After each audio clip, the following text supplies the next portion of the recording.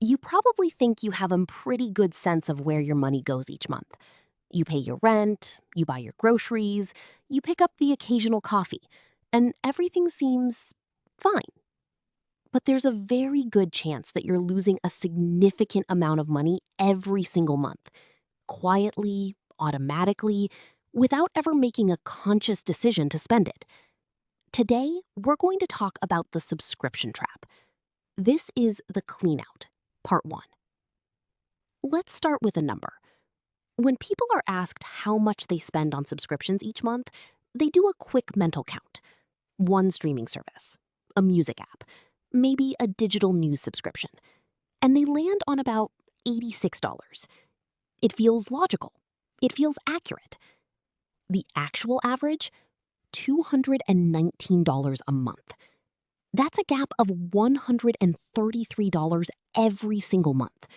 Over $1,600 a year, just in the distance between what people think they're spending and what they're actually spending. And that gap isn't there because people are careless. It isn't because people don't care about money. It's because the system is specifically designed to keep that gap invisible. Think about how subscriptions were sold to us. It started with software. Instead of buying a program once, you'd rent it monthly. Then it moved to music, to movies, to TV, then to fitness, to meditation, to meal planning. And somewhere along the way, the model spread to things we never expected. Your car now charges a monthly fee to use heated seats that are already physically installed. Cloud storage for your phone, roadside assistance, background check services you signed up for once and forgot about. Think of it like a water leak inside a wall.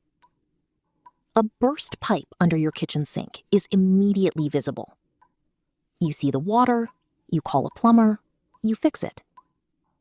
But subscriptions work like a microscopic pinhole leak behind the drywall. You never hear the water. You never step in a puddle. The mechanism is completely hidden. But at the end of the year, the structural damage to the foundation of your house is massive. This isn't accidental. The subscription economy is worth over $3 trillion. And it's built around one insight. People are much less likely to cancel something than they are to not sign up for it in the first place. There's a reason paying with cash feels different from paying with a card. When you physically hand over money, your brain actually registers it as pain. Neural imaging studies show that the act of handing over cash activates the insula, the region of the brain associated with physical pain and discomfort. Evolutionarily speaking, losing resources is a threat, so your brain fires a warning signal to make sure you really want to make that transaction. Researchers call this the pain of paying. Subscriptions are engineered to eliminate that signal entirely. The charge happens automatically, while you sleep, while you work, while you live your life. There is no physical action, no moment of handing anything over. The insula never activates. Your brain never fires the warning.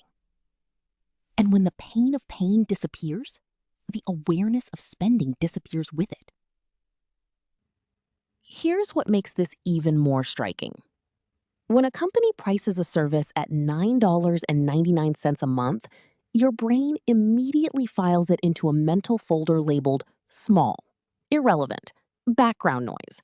It gets categorized alongside a fast food lunch or a couple of coffees. The individual number is small, so it never triggers any financial alarm during your monthly review. But the reality of mental accounting is that it blinds us completely to compounding math. $9.99 a month is actually $120 a year, and nobody has just one of these services. 5 of those seemingly small charges added together is $600 a year. $600 leaving your account every year, completely bypassing your brain's awareness, categorized as irrelevant pocket change. Studies show that about 42% of people are actively paying for at least one subscription they've completely forgotten about. And the average person underestimates their total subscription spending by about $320 a year. Here's a real example of how this works. During the pandemic, someone signed up for a monthly box of gourmet hot sauces. It was going to be a culinary adventure. 3 years later, a cabinet full of half-opened bottles. They didn't even like half of them. But because it was a small, automatic charge every month, with no friction, no decision, no moment of handing anything over, they just let it keep going. 3 years, running a hot sauce operation in their own kitchen out of pure inertia. That's not carelessness. That's the system working exactly as designed. And it's not just streaming services anymore. Software subscriptions, cloud storage, fitness apps, news sites, productivity tools, password managers, VPN services, premium email, premium social media. The average American household now subscribes to over $700 worth of services every month across all categories. $700. And the companies selling these services have spent billions of dollars figuring out exactly how to make sure you never feel that number. So, what do we do about it? We use a 3-step framework, and we start with the audit. Open your bank account or credit card statement. Go through it line by line and write down every single recurring charge you find. The amount, the date, the service. The critical part here isn't looking at each charge in isolation. It's forcing your brain to see the real total, the actual aggregate number in black and white, instead of the isolated $9.99 here and $14.99 there. The system trains you to only ever look at the small number. The audit breaks that illusion. Don't cancel anything yet. Just see it. Just let yourself look at the full picture without flinching. This step alone, just making the invisible visible, changes your relationship to it. Once you have your list, go through each item and ask one question.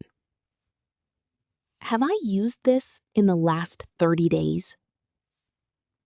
Not, do I plan to use it? Not, did I use it 6 months ago? Not, is it a good service in theory? Have I used it in the last 30 days? If the answer is no, cancel it. Today, not tomorrow, right now. Now, the most common objection at this point is, but what if I need it again? Or, it's a gym membership I'm going to start using. That feeling is worth examining because we often subscribe not for who we are today, but for who we hope to be tomorrow. We pay for an aspirational version of ourselves. The person who works out every morning. The person who finally learns Spanish. The person who meal preps every Sunday. And that aspirational version of yourself is extremely expensive. Cancel the service. The aspirational version of you can resubscribe when they actually show up. You can always resubscribe later. Canceling is free, and the cost of keeping something you don't use is paid every single month. Forever, until you stop it. The third step is to set a subscription ceiling. A ceiling is a maximum amount you're willing to spend on subscriptions each month, across all categories. Pick a number that feels intentional, not a number based on what you're currently spending. A number based on what you actually want to spend. For most people starting out, somewhere between $50 and $100 a month covers everything that genuinely adds value to daily life. Write the number down. Put it somewhere you'll see it. And when a new subscription comes along, which it will, the question isn't just, Do I want this? The question is, what am I willing to give up to make room for it? One in, one out. That shift changes everything. This is why this matters beyond the obvious. Every dollar that leaks out through a forgotten subscription isn't just spent. It's a dollar that never gets the chance to grow. It's capital that stays permanently stagnant, permanently lost to your future self. Let's make that concrete. Say you find $150 a month in subscriptions you don't use or don't need. That's $1,800 a year. If you invested that money instead, at a historical average market return, you'd have roughly $180,000 over 30 years. $180,000 from canceling services you were already forgetting about, without earning more, without changing your lifestyle, without making any dramatic sacrifice. The same money, just pointed in a different direction. One direction makes a multinational tech company slightly richer at your expense. The other builds $180,000 for your own financial foundation. Before we move on, here's your homework. This week, open your bank app and search the word subscription. That's it. Just search the word. See what comes up. Write it down. You don't have to cancel anything today. You just have to look. Most people who do this exercise find at least one charge they genuinely don't recognize. Some find 5 or 6. The information is already there. You just haven't looked for it yet. That's the Cleanout Part 1. You now know why subscription spending is so easy to lose track of. You know the psychology behind it, the engineered invisibility, the pain of paying, the mental accounting. You have a 3-step framework to take it back. And you have one simple piece of homework to start the process today. When you reclaim control of your automatic payments, you're doing more than reclaiming money. You're reclaiming your attention in a world that profits enormously from your passivity. In the next video, we tackle the second major leak, the big lifestyle costs that dwarf everything we talked about today. Housing and transportation. The decisions most people never think to question. Subscribe so you don't miss it. The foundation is everything. Let's keep building it together. See you in the next one. I hope this video provided some real value for you. If you're ready to focus on your next financial improvements, I'll see you in the next video.